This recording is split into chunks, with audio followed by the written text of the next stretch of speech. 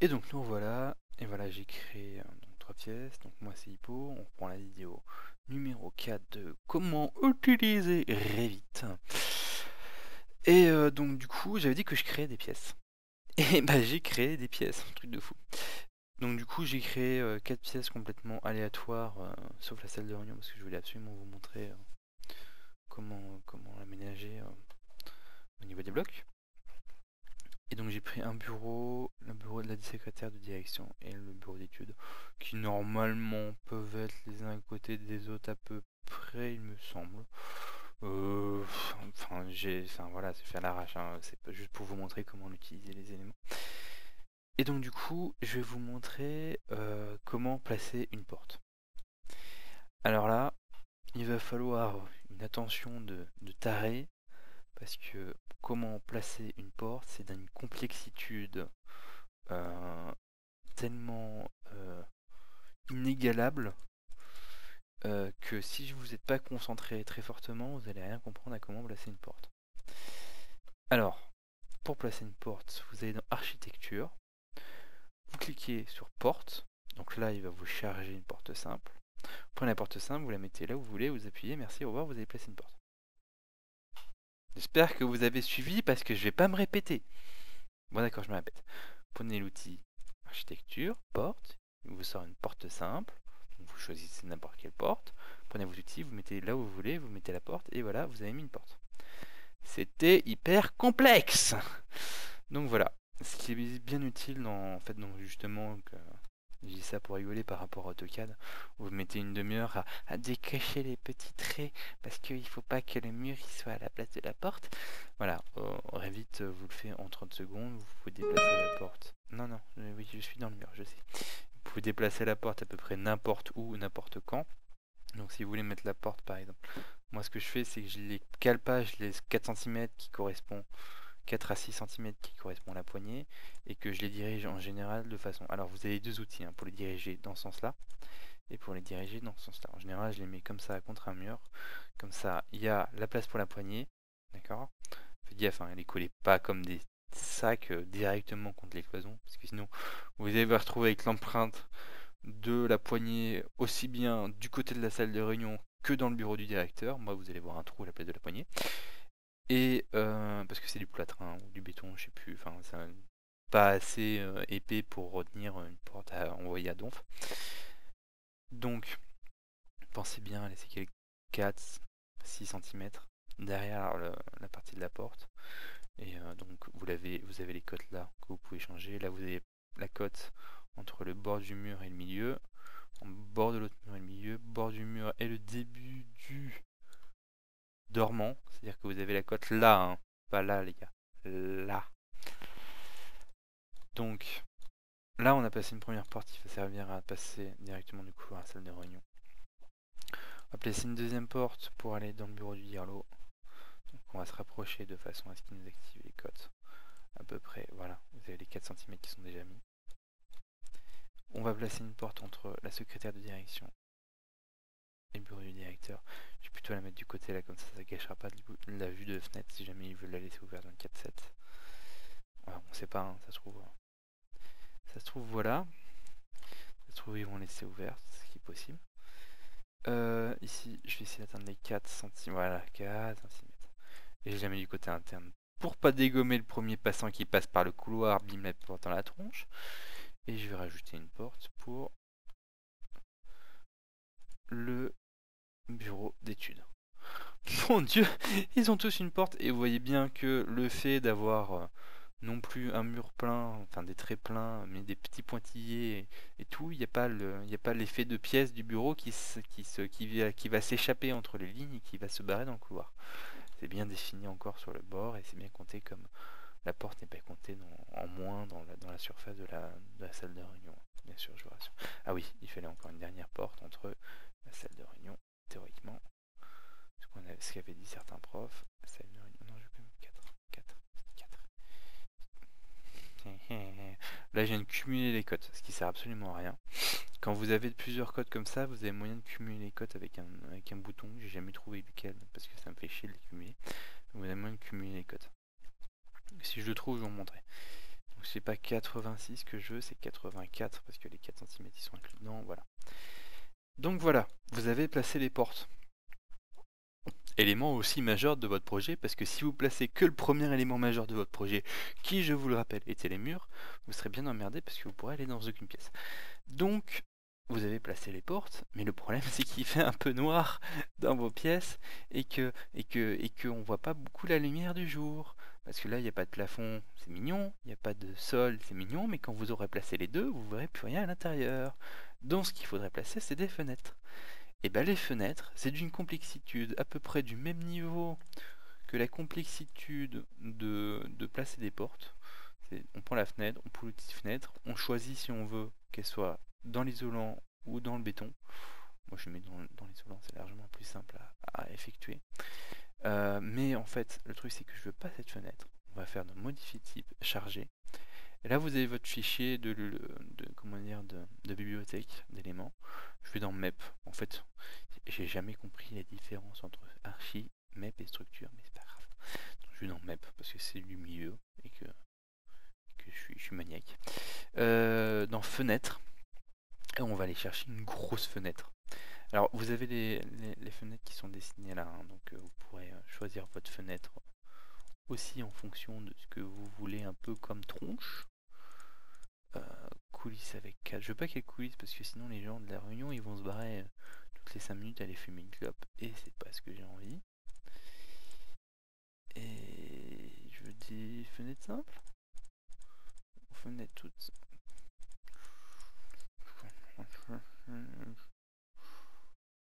Ouais quoi, ouais on va foutre des coulissantes. Hein. Tant pis. Hein. Voilà, coulissantes. Première fois qu'il me fait ça. Ouais bah on va toutes les prendre. Ouais, y a pas de problème mon gars. Il les charge, donc cliquez pas comme un taré hein, pendant qu'il les charge, ça sert à rien. Faites OK. Et donc là, vous avez les deux vantaux coulissants droit. Donc à chaque fois, des fois, vous avez plusieurs modèles, hein, plusieurs tailles qui sont disponibles. Là, il n'y en a qu'une, c'est très bien de toute façon. Un 20, un 25 Ah d'accord, c'est pas des portes-fenêtres, c'est des fenêtres. Bon, c'est pas grave, ça change pas grand chose, on fait de la placer. Donc quand vous les mettez comme ça, en fait, il vous met donc du côté où là vous avez la fenêtre, la cote médiane, pardon.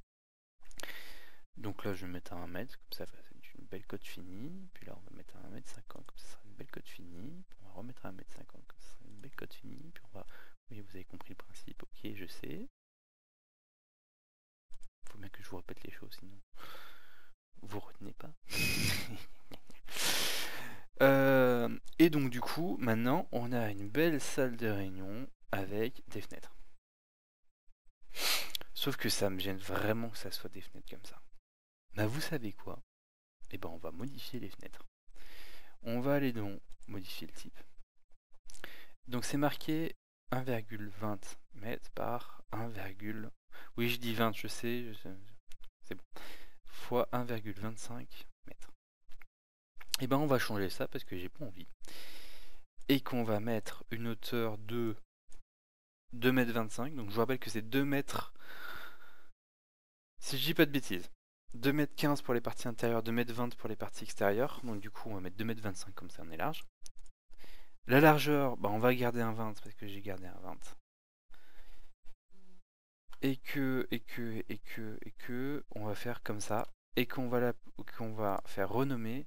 Et donc c'est plus 1,25 m mais 2,25 m de hauteur. Voilà. Juste pour pas se planter et pour pas se reprendre de 1,20 par 2,25. En plus je vous expliquerai pourquoi après. Simplement parce que ça nous permettra d'avoir un système plus simple. Plus simple. Appliquer. Ok. Et donc là, vous voyez toutes les fenêtres qui dépassent des murs. C'est tout à fait normal parce que nous avions défini la hauteur des fenêtres à 80 cm du sol et pas le niveau d'une hauteur en plus de 0. Donc là, je suis là, hein. Je suis parti à gauche là. Donc là, vous me remplacez 0,8 par 0. Donc la hauteur qui était définie avant par 0. Et une fois que vous aurez défini par 0, vous aurez des magnifiques fenêtres. Le problème c'est que c'est des poignées pour nains à 1 mètre du sol. C'est très gentil pour les handicapés, mais le problème c'est que nous en général, ce qu'on fait c'est qu'on l'ouvre pas avec les dents, enfin avec les avec autre chose. Les dents, c'est n'importe quoi. Il y a les dents pour les personnes en fauteuil. Non mais on n'ouvre pas avec les genoux, mais avec bien notre main, c'est-à-dire qu'on va modifier le type. Et dans le type, il y a un truc qui s'appelle la hauteur, l'élévation de la poignée. Et elle n'est pas à 1m4 l'élévation de la poignée. Alors simplement, vous regardez à peu près une poignée normale, ça arrive au niveau de votre torse. On fait en général entre 1m50 pour les plus petits à 2 mètres et quelques pour les plus grands. Donc en fait vous prenez la taille de moyenne, c'est-à-dire 1m75 à peu près. Et vous enlevez les comment dire 40 cm, 40-50 cm. Enfin bref. C'est pas l'élévation de la poignée à 1m40 là marquée comme elle est, j'y crois pas trop. Parce que là c'est pas une élévation à 1m40. L'élévation est fausse, on a l'impression. Ici, je suis en train de regarder. Parce que si je mets 2 mètres, je suis sûr que je vais pas être à 2 mètres. 2,0. Appliquer. Et ben voilà. Sachant qu'il y a 3 mètres de mur, l'élévation de la poignée n'est pas ici, là, à 2 mètres. Sachant que si on était à 2 mètres, on serait à peu près à ce niveau-là. Là, la poignée à ce niveau-là, c'est pas possible. Donc, je sais pas pourquoi. Je sais pas si c'est un bug. Alors, ce que je viens de faire, c'est que je viens de double-cliquer sur l'élément pour savoir, en fait, pourquoi ça buguait. Mais c'est pas intéressant pour vous. Et puis il n'y a pas de raison que vous preniez des mauvais trucs. Je vous ai montré comment éditer à peu près une fenêtre, mais je vous conseille de prendre les bonnes fenêtres dès le début et pas d'éditer comme un sac comme je viens de le faire. Donc voilà. Je vous ai montré à peu près comment éditer un objet. Vous pouvez faire pareil avec les portes si jamais vous voulez des portes avec des trous et tout. Mais c'est assez, l'outil est pas simplo. C'est-à-dire que vous avez les éléments qui sont définis en fonction de différentes choses, etc. Que vous pouvez changer tous les éléments. Vous pouvez changer la poignée, etc. Si vous voulez changer par un autre poignée, vous n'aimez pas la poignée. Vous pouvez changer pas mal de choses, mais en fait, je vais pas vous montrer parce que ça n'a pas grand intérêt maintenant de commencer à vous expliquer des trucs comme ça. Vraiment parce que vous n'aurez a priori pour ce projet-là pas du tout besoin. Alors ce qu'on va faire, c'est qu'on va mettre un truc dans la salle de réunion. Un truc tout con, s'appelle une table et des chaises. Alors on va chercher dans le composant. Je passe une baignoire, je veux une table et des chaises. Alors il y a un truc pour charger les composants, mais je me rappelle plus où c'est, donc du coup je vais dans modifier type, charger. Voilà, comme un sac. Je vais aller chercher ce qu'on appelle du mobilier, et je vais aller chercher du mobilier de salle de réunion, et je vais aller chercher une table avec des chaises. Voilà, je vous conseille la numéro 1, table de réunion 01 RFA, que je vais ouvrir et qui va directement me donner, si je me rappelle bien, et je n'aurai plus qu'à les placer. Ok, voilà.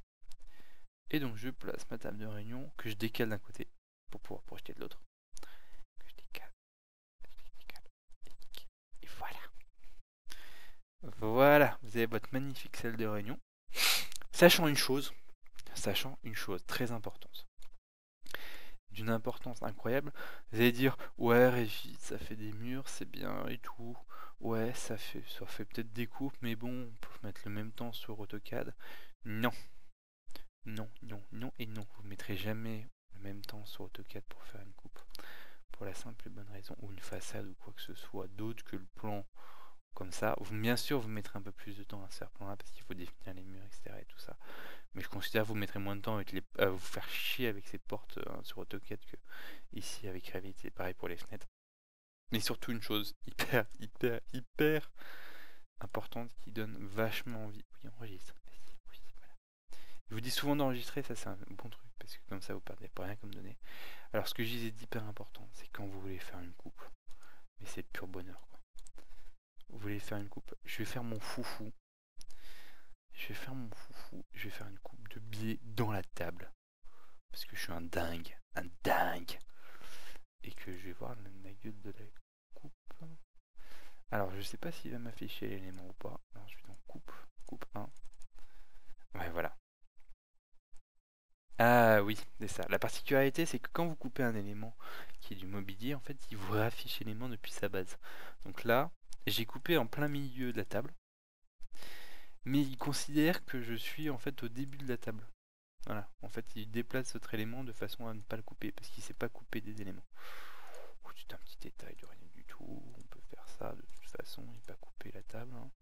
Donc je fais exprès de faire des coupes en biais pour vous montrer que c'est aussi simple de faire des coupes en biais que des coupes droites.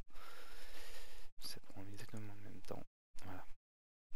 Là vous avez des fenêtres, d'accord. La porte pour sortir, la porte pour pour le bureau du directeur, et là vous avez votre ensemble avec toutes vos chaises. Voilà. Il y a un deuxième élément que j'avais trouvé qui est un panneau pour mettre ici. Panneau de réunion, vous savez, le panneau à 3 pieds là. Truc où vous mettez des feuilles qui se déchirent à moitié toutes les 5 minutes. Truc bien chiant. Bah, j'avais trouvé, vous pouvez en mettre un là. Ça fait swag, ça fait bien, ça fait marrant. Donc voilà, donc il y a le panneau que vous pouvez mettre. Et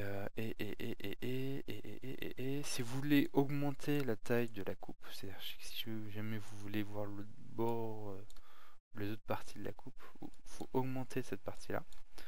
Augmenter cette partie ici par exemple aussi. Jusqu'à choper rien du tout parce qu'en fait j'ai pas défini la coupe très très grande. Parce qu'en fait ouais, la coupe est définie comme ça et j'ai pas le bord du mur ici. Si je fais ça et que je vais jusqu'au bout et que je retourne dans ma coupe, là j'aurai le bord du mur. C'est pour ça que tout à l'heure dans la première vidéo je vous montrais comment dans le niveau 0 pourquoi je faisais tout l'ensemble bien. C'est parce que tout simplement ça compte quand vous faites les coupes, etc. Parce que ça permet de les avoir bien.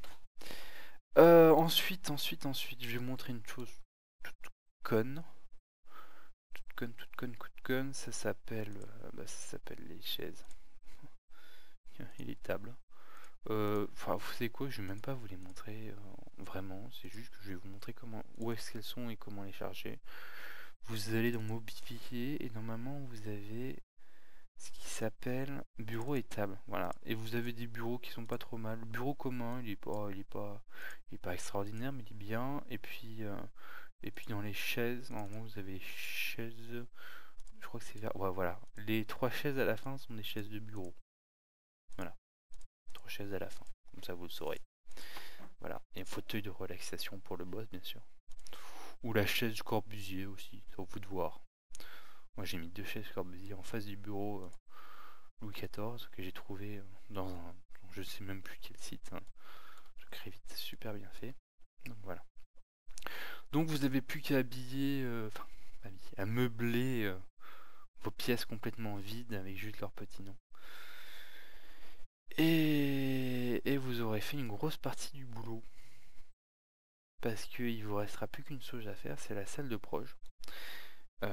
Salle de proj qu'on va se taper maintenant parce qu'il n'y a plus grand chose d'autre. Si vous avez carrément des questions, vous les foutez en commentaire et j'essaierai d'y répondre le plus rapidement possible. Les chiottes, il n'y a quasiment rien à dire, donc je vais même pas les faire en fait parce que les blocs, c'est blocs sanitaires que vous trouvez même directement dans les systèmes. Ils sont directement mis. Vous avez les cuvettes avec réservoir. Vous avez comment dire, l'évier double. Hein, si vous cherchez des lavabos, c'est la même chose. C'est marqué lavabo dessus, c'est tout. Enfin, ça sert à rien que je vous montre plein de choses pour pas grand chose. Si juste une toute petite chose, pensez au petit cercle avec les lignes modèles pour faire vos cercles, pour savoir pour les normes handicapés, hein, c'est un cercle de 150 de diamètre. Voilà. Et donc on va passer carrément à la salle de proj. Et ce que je vais faire en fait, c'est que. Non, je vais la faire là, tiens, allez, acceptons, je vais la faire ici. Allez, on se retrouve dans la prochaine vidéo pour la salle de projection.